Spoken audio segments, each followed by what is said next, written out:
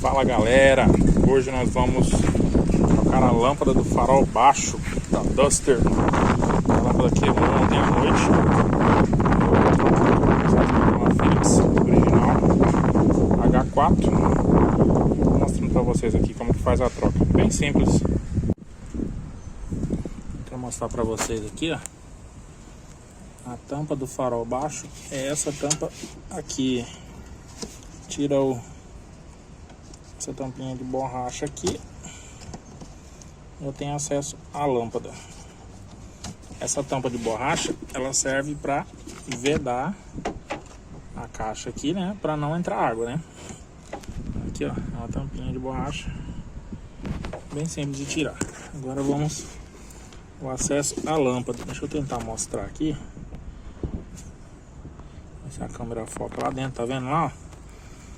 Ó? Aqui tem um soquete. E nesse soquete eu vou tirar aqui e vou mostrar a trava para vocês, que é mais fácil. O celular não entra aqui nesse vão, num monte de fio aqui. Aí galera, removi a lâmpada. Como pode ver, a lâmpada está queimada, né? O filetinho dela está queimado. O importante na hora de colocar a lâmpada lá, tá vendo que ela tem essa parte quadradinha aqui?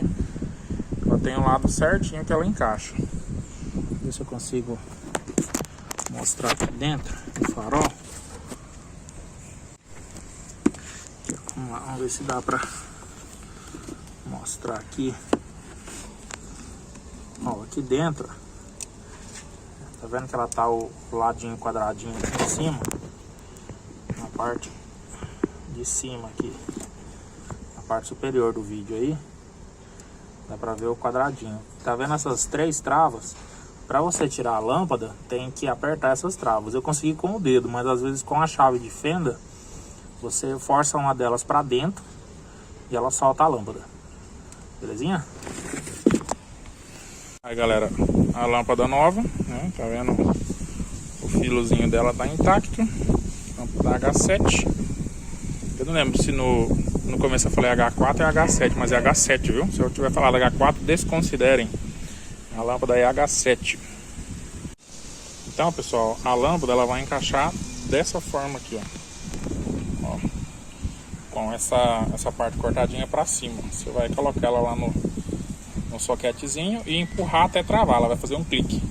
Quando fizer o clique, ela tá travada. Aí é só conectar o chicote de novo aqui e tá pronto a troca. É isso aí, bem simples.